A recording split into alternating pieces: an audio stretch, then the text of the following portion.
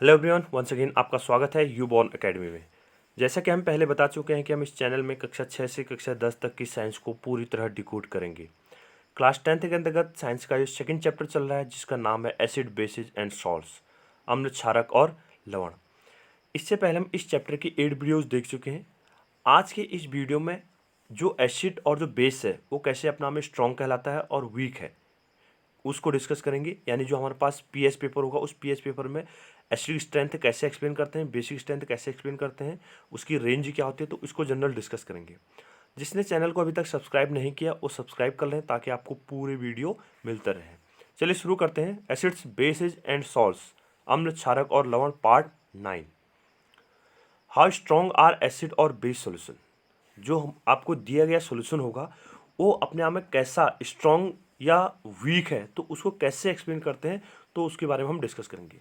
तो ये जो हमारे पास कोई एसिड स्ट्रॉन्ग है या कोई बेस स्ट्रॉन्ग है तो उसको जनरली हम किसके बेस पे करते हैं, दैट इज एसिड की स्ट्रेंथ जो होती है हाइड्रोजन आयन की बेस पे होती है, कितना एच आयन उसमें प्रोड्यूस हो रहा है तो उसकी बेस पे एक्सप्लेन करते हैं। और हाइड्रोक्साइड आयन यानी जो ओ एच नेगेटिव बनेगा तो उसके बेस पे करता हम उसकी बेसिक स्ट्रेंथ को क्या करते हैं, एक्सप्लेन करते हैं।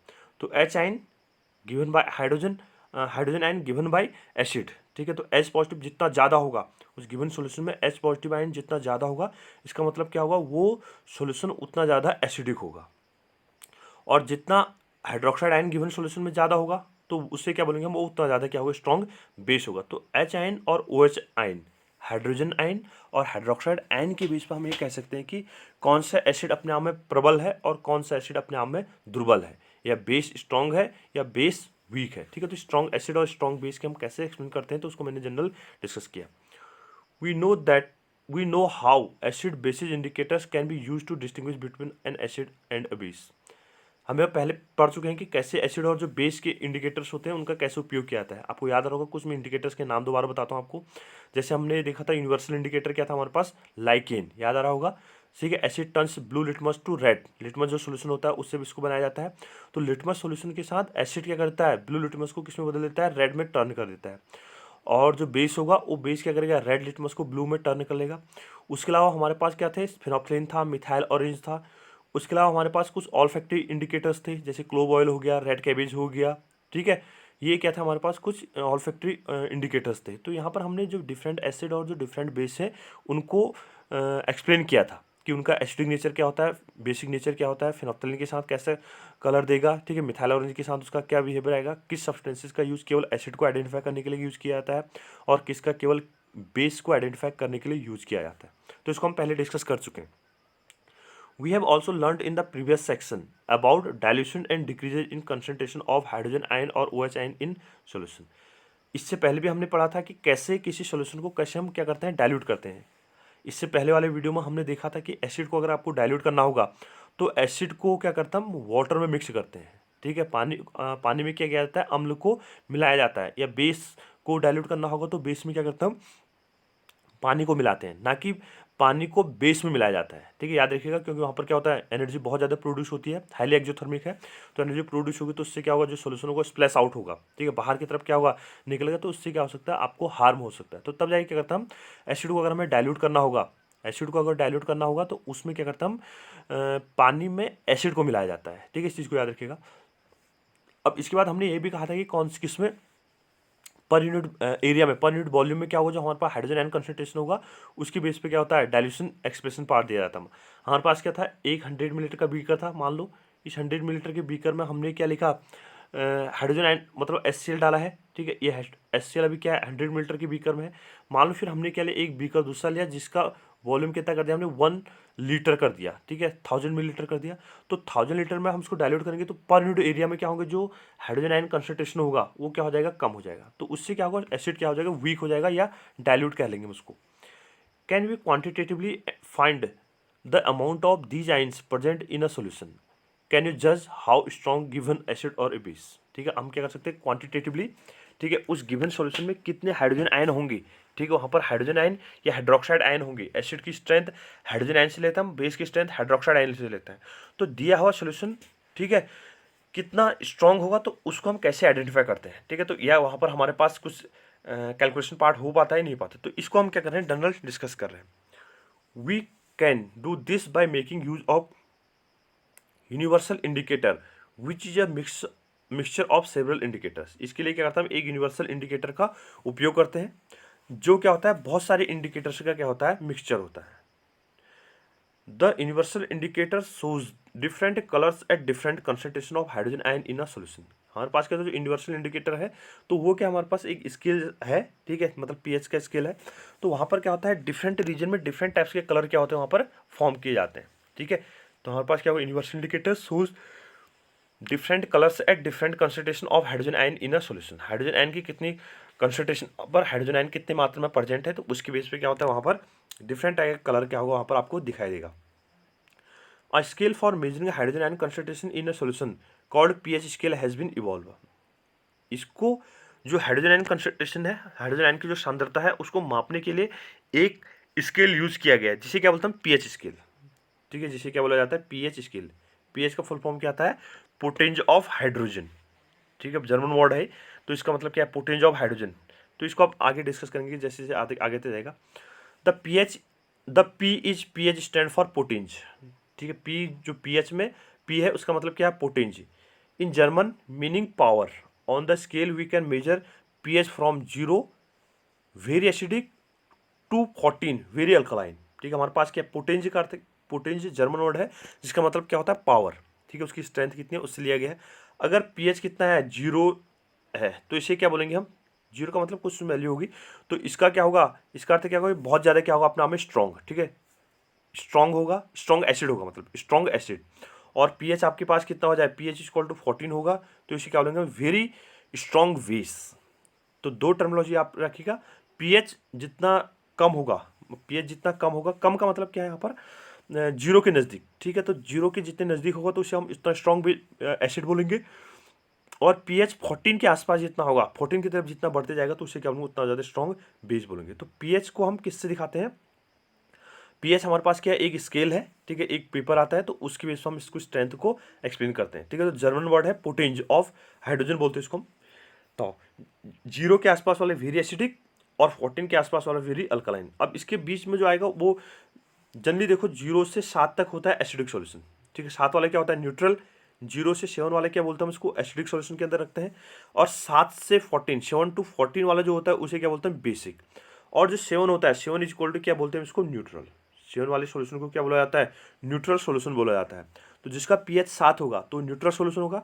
7 से नीचे वैल्यू होगी, ठीक है, जैसे 6.5 था, 5 था, 4 था, 3 था, 2 था, 1 था, तो इसे क्या बोलेंगे हम, एसिडिक। और 7 से ऊपर का जो सॉल्यूशन होगा, जैसे 7.5 था, 7.8 है, 7.9 है, या 8 है, 9 है, 10 है, 11 है, 12 है, 14 है, तो इसे क्या बोलेंगे हम, बेसिक। तो 7.5 वाला अगर हम ले रहे हैं तो ये क्या होगा, वीकली बेसिक होगा, ये क्या होगा अपने आप में वीकली बेसिक होगा। जबकि 13.5 वाला क्या होगा, स्ट्रॉन्ग बेसिक होगा, ठीक है, 13.5 स्ट्रॉन्ग, ठीक है, बेसिक सॉल्यूशन होगा। तो इस ढंग से क्या होता है हमारे पास एसिडिक और बेसिक स्ट्रेंथ को क्या करते हैं हम, एक्सप्लेन करते हैं। pH should be thought of simply as a number which indicates the acidic और basic nature of a solution, ठीक है। pH में क्या होता है, नंबर होते हैं जिसके बेस पर हम उस एसिड और बेस की क्या करेंगे, पावर को स्ट्रेंथ करेंगे, ठीक है। तो 1 2 3 4 5 अप टू 14 डिजिट तक क्या होते हैं यहाँ पर नंबर होते हैं। Higher the hydrogen ion concentration lower its is the pH value.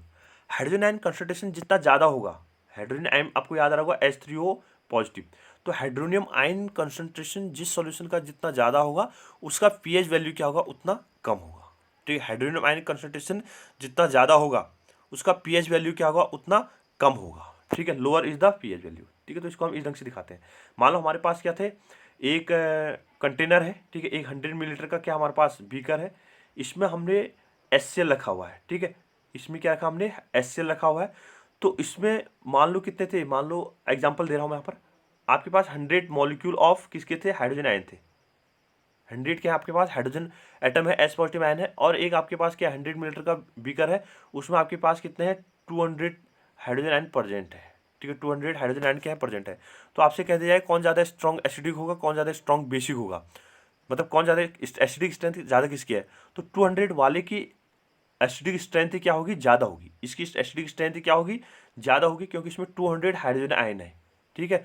और यहाँ पर क्या हमारे पास हाइड्रोजन आयन कितने हैं, केवल 100 है। यहाँ पर हाइड्रोजन आयन कितने होंगे, 100 होंगे।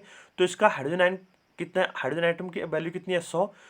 अब पीएच को देखो अलग अलग टर्मिनोलॉजी में पीएच की वैल्यू क्या होगा, पीएच ज़्यादा किसका होगा, ठीक है, पीएच की जो अगर हम पीएच ज़्यादा की बात करें तो वहाँ पर क्या अगर हम उसको एसिडिक स्ट्रेंथ से ले रहे हैं, ठीक है, तो पीएच वैल्यू जैसे हम हमारे पास इसकी पीएच वैल्यू कितनी थी, मान लो जो 100 वाला है इसकी पीएच वैल्यू कितनी है, हमारे पास 3 है, तो इसकी जो पीएच वैल्यू होगी वो क्या होगी, 3 से कम होगी, मान लो 2 हो सकती है, इसकी पीएच वैल्यू कितनी होगी, सॉरी 2 के इक्विवेलेंट होगी, मान लो एग्जाम्पल दे रहा हम, तो इसकी पीएच वैल्यू 2 होगी।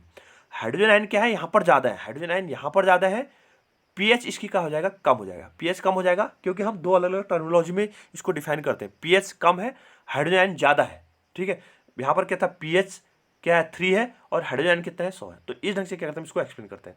तो पीएच रेंज, पीएच को हम क्या करते हैं एक्सप्लेन करते हैं, तो 0 से 14 तक क्या, चलो आगे आएगा स्लाइड में आएगा, उसको हम वहीं पर डिस्कस करेंगे। The pH of neutral solution is 7, 7 वाला जो सोल्यूशन होगा उसे क्या बोलेंगे हम, neutral.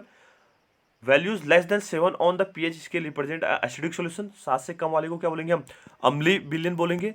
As the pH value increases 7 to 14 it represent an increase in OH ion, 7 से ज़्यादा वाला 14 तक आसपास जाएगा तो उसे क्या बोलेंगे हम, बेसिक सोल्यूशन बोलेंगे, क्योंकि हाइड्रोक्साइड कंसंट्रेशन क्या यहाँ पर बढ़ रही है तो उसकी क्या होगा, उसकी बेसिक स्ट्रेंथ क्या होगी, इतनी ज़्यादा हायर होगी।